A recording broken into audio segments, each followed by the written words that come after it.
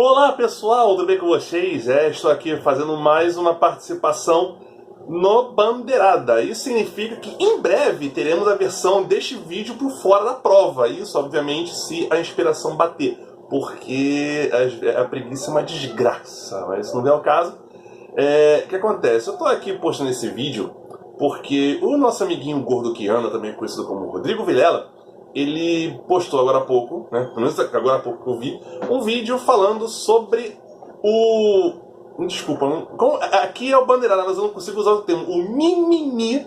O Roger Penske e o Chip Ganassi resolveram aumentar um pouco mais o coro, já iniciado pelo Michael Andretti, dono da equipe Andretti. Oh, que novidade! Pedindo para que os times, melhor, os carros que participam a temporada completa da Indy, que nesse ano de 2019 são 20 carros a propósito, vocês procurem lá no Wikipedia para ver quais são, né, porque eu tô com preguiça de ver agora. Tenho, tipo assim, vaga garantida nas 500 milhas, no grid das 500 milhas. Isso é uma coisa meio curiosa, porque o Rodrigo deu a posição dele, tá até aqui no cardzinho aqui em cima, o que ele acha, né? Dá uma olhadinha aqui. E assim, o bom do Bandeirada é que ninguém tem a obrigação de concordar com ninguém. Por exemplo, eu sou flamenguista, o Rodrigo é corintiano, o Carlos é santista, todo mundo se ama. Só que não. Então, quando você vê um cara falando que o grid tem que ter vaga garantida para quem faz a temporada inteira, assim, entendo os argumentos dele, são válidos, procedem. Mas temos um outro pequeno porém. Existem pilotos, né, que estão inscritos aqui esse ano, só para situar vocês. Esse ano são 20 os pilotos que vão disputar todas as etapas da Fórmula Indy esse ano, que são, salvo muito engano, 17, né? Já incluindo a etapa dupla de Detroit, que são, né, a 7ª e 8ª corridas da temporada. Mas o que acontece? Nós temos, por exemplo, casos de pilotos que vão disputar apenas... Eu estou olhando para baixo porque eu estou vendo na tela aqui, gente. Você vai entender por quê. São pilotos que estão disputando apenas as 500 milhas de Indianápolis. A saber, o Conor Daly, pelo sei lá qual carro da Andretti, a Pippa Mann, o James Davison, o Sage Karam, o J.R. Hildebrand, o Ed Jones, Fernando Alonso, Jordan King e Hélio Castro Neves, esse pessoal que vai disputar apenas as 500 milhas de Indianápolis. O Hélio, inclusive, ele vai disputar as 500 milhas e o GP de Indianápolis, né, a corrida no misto de Indiana. Além, é claro, de Kyle Kaiser, que vai disputar também as 500 milhas e já correu a segunda etapa do campeonato, que se eu não me engano foi... Qual que foi, rapaz? Foi a corrida no Texas, em Austin. Tem também o Jack Harvey, que tem outras coisas que vai disputar, além de Indy. E a Carlin com o Charlie Kimball e o Ben Hanley, que também vai correr, entre outras etapas, a Indy 500. O que acontece é que a Indy sempre teve, desde sempre, muitos times que disputavam, principalmente na época da kart, disputavam apenas as 500 milhas de Indianápolis, como era, por exemplo, o caso da Minardi, que era uma equipe tradicional na Indy, mas só disputava as 500 milhas, porque as outras equipes, porque não tinha dinheiro para poder fazer as outras etapas. Outro caso curioso era o caso do Scott Dayton, que foi pole 2 anos seguidos nas 500 milhas de Indianápolis, em 95 e 96, só que em 96 ele não correu, porque ele fez o favor de morrer antes disso.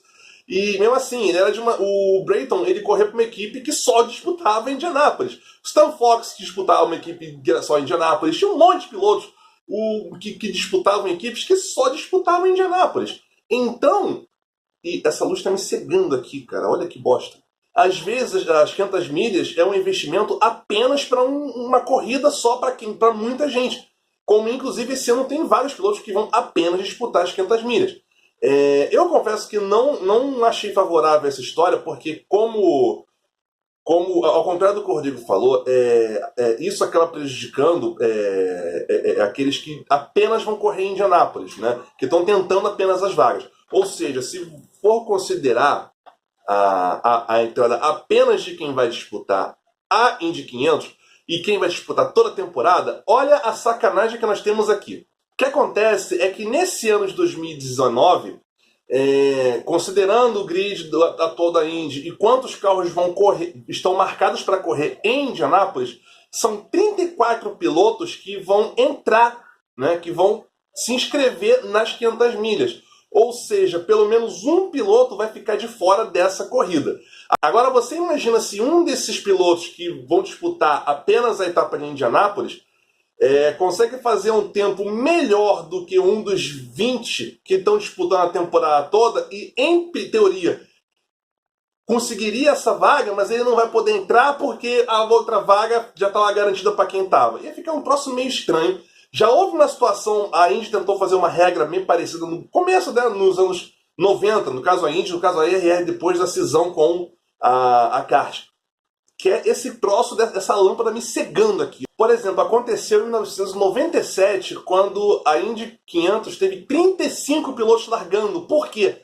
Porque existia uma regra meio parecida, que prevalecia aqueles pilotos que tinham a vaga garantida, mas em compensação houveram 2 pilotos que fizeram um tempo melhor e teoricamente deveriam estar no grid. E aconteceu, a Indy não soube resolver isso. O que eles fizeram? Botaram os dois para correr. Aí a Indy teve que correr com 35 carros. Quer dizer, ficou um negócio bizarro? Ficou. Pode ser que aconteça isso caso essa regra seja passada? Talvez. Só aquela parada.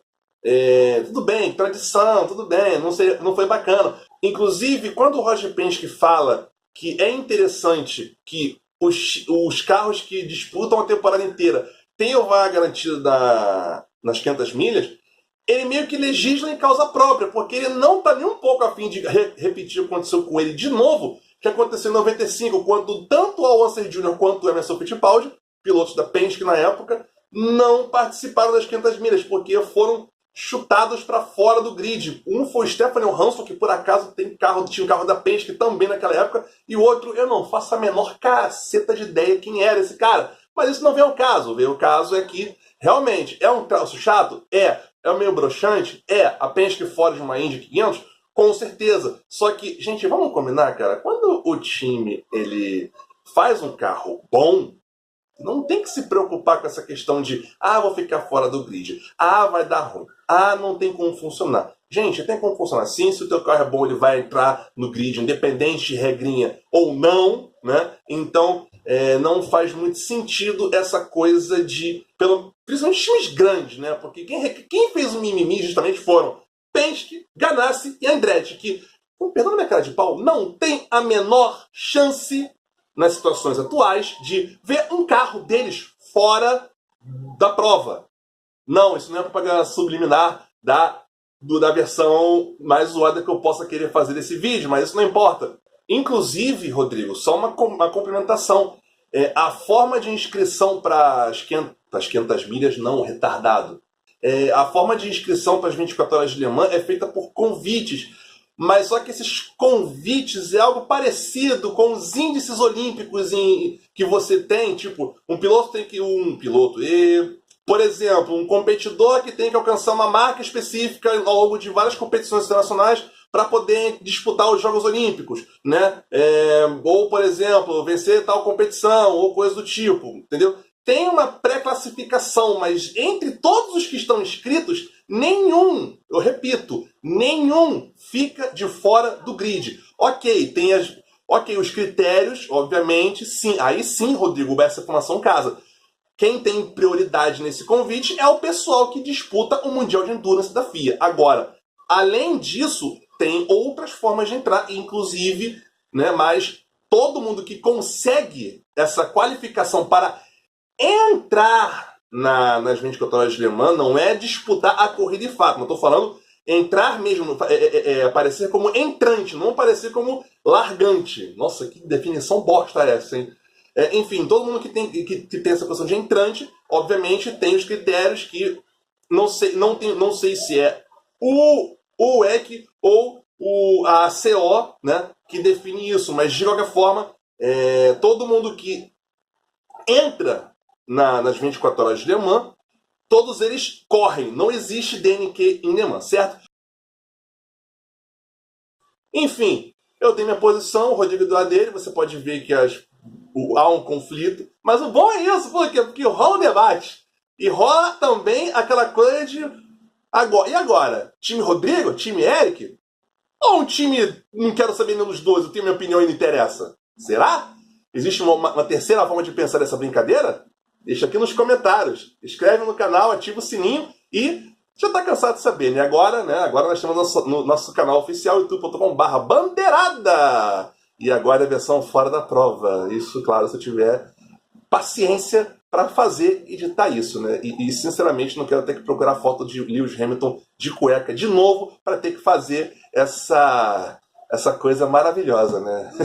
É isso, tchau, tal. E fala, tá, dana-se, tchau, até a próxima.